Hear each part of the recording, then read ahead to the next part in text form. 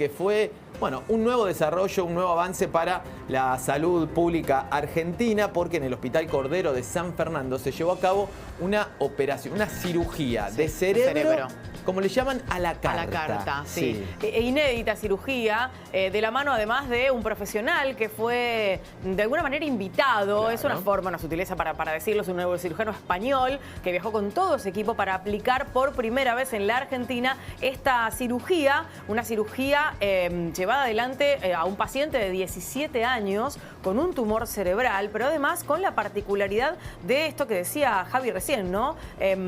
Estaba despierto, podía interactuar, hay cuestiones vinculadas a las emociones que se iban teniendo en cuenta a la hora de llevar adelante esta extracción. Muy, muy impresionante y muy loable todo lo que se hizo, ¿no? Para hablar del tema estamos en comunicación con Juan de Ledón, él es director ejecutivo del Hospital de San Fernando. Te agradecemos por el tiempo. Aquí Lorena Toso y Javier Borley, te saludamos. ¿Qué tal? ¿Cómo estás?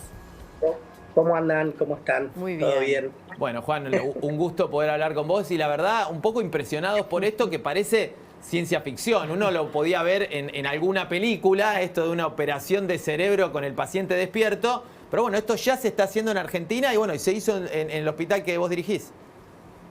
Sí, tal cual. Es un poco, digamos, en realidad no es la primera cirugía que hacemos con paciente despierto. Ajá. Acá lo cual es de ciencia ficción, ¿eh? Yo, a pesar de ser el director del hospital, todavía no entiendo cómo el equipo de neurocirugía hace este tipo de cuestiones, pero es formidable. Esto básicamente fue la primera que se hizo con mapeo de emociones. Digamos, se buscaron los centros cerebrales que manejan las emociones durante la cirugía para poder sacarle el tumor a este chico.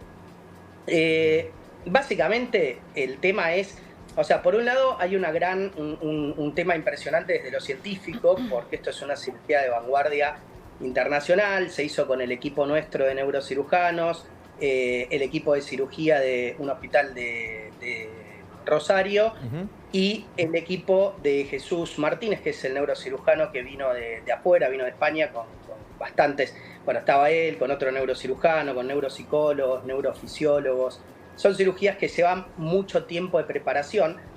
Ahora les especifico alguna cosita, pero lo que a mí me interesa recalcar es que esto lo logramos hacer. Es la primera que por lo menos tenemos registrada en Sudamérica. Qué bien. Y que se haya hecho en un hospital público le agrega un poquitito más. Totalmente. Juan, sí. Te quiero preguntar algo sobre esto que decías del mapeo de emociones. Y la pregunta tiene que ver con si esto se realiza a partir del tipo de tumor que es el que iba a ser extraído, porque entiendo que estaba localizado en un lugar que justamente maneja o conduce gran parte de las cuestiones vinculadas a las emociones, algo de motricidad también, el habla, etcétera, o si es un formato de operación vinculada a cualquier tipo de neurocirugía. No, el tema estaba buenísima la pregunta. El tema de hacer una cirugía, una neurocirugía de un tumor cerebral con un paciente despierto, al margen de esta puntualmente que fue con mapeo emocional, que es otra cosa más loca todavía, es porque cuando la neurocirugía clásica, el paciente está dormido, está con un coma inducido, está respirado, los neurocirujanos ingresan, sacan ese tumor.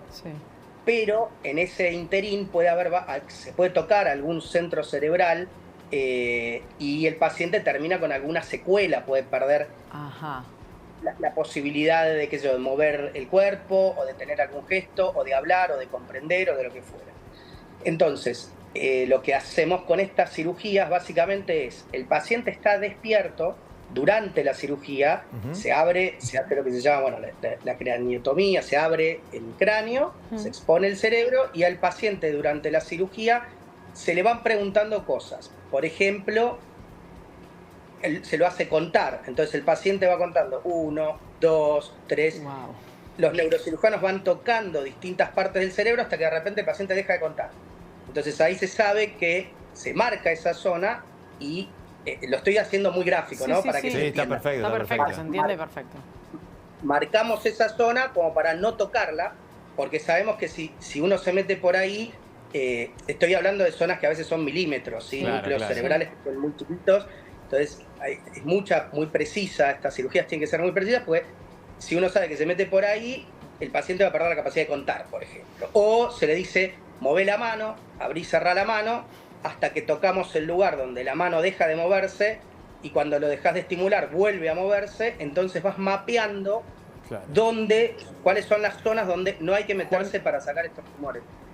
Este paciente particular, y la particularidad de esta cirugía, es que estaba en un lugar donde antes se consideraban inoperables, porque es un lugar del cerebro donde tiene mucho que ver con las emociones. Claro. Entonces, de la misma manera, a estos pacientes se los prepara durante meses atrás, donde se les muestran con unos software de inteligencia artificial, unos avatares que son caras básicamente, donde el paciente se lo hace previamente reconocer las emociones.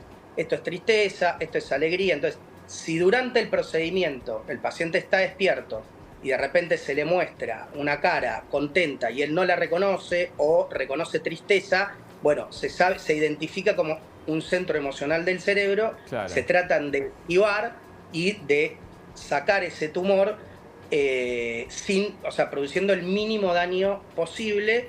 Juan. Y de hecho antes eran inoperables porque sabíamos que si nos metíamos ahí y sacábamos esos tumores, las secuelas eran incompatibles con la vida. Ahora, Juan, te hago una consulta. Vos remarcabas, nosotros lo decíamos acá y también, por supuesto, es motivo de orgullo para todos, tiene que ver con que esto se realizó en un hospital público. Entonces, dos preguntas muy cortitas. Una, que me digas el costo para el paciente de esta operación.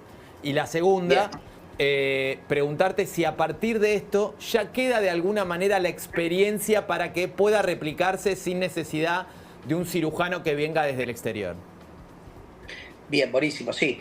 Por supuesto el costo es cero para el paciente. De hecho, el paciente viene de una familia muy humilde y de ahí la importancia de que se está haciendo una cirugía de vanguardia internacional y tiene acceso cualquier persona. No necesitas tener muchos dólares, ni mucha plata, ni una cobertura social importante, porque nuestro pacientito realmente era una familia muy humilde y con 17 años él venía con antecedentes, venía con convulsiones, con trastornos del habla, no podía mover la mitad de su cuerpo o tenía lo que llaman parestesias, y realmente no costó nada. Es decir, cualquier persona tiene acceso, esa es digamos el plus agregado de haberlo hecho en un hospital público. Y de hecho yo estoy hablando con el neurocirujano, con Jesús, que es el cirujano de España que viene de afuera. Él dice que hace en el 99,9% de sus cirugías, pues va viajando por el mundo, las hace en hospitales públicos. Qué bueno.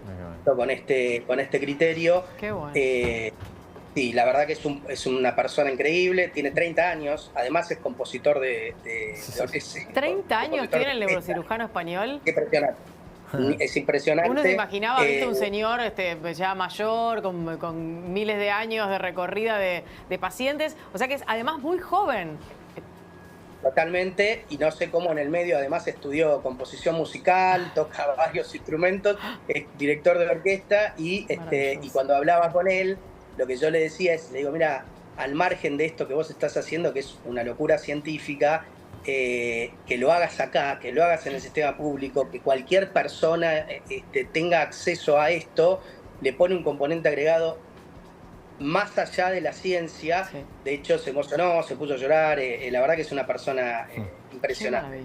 Y bueno, y nuestro equipo de neurocirugía, el equipo que vino a Rosario, digamos, esto es un trabajo donde hay muchísima gente atrás, no es ni un hospital, ni un director, ni un cirujano, digamos. Qué bueno. Juan, déjame preguntarte ahora también no por meternos en la vida del paciente, pero sí por saber cómo sigue ahora el proceso, cómo es la rehabilitación, cuáles son los pasos a esperar para la rehabilitación de este paciente.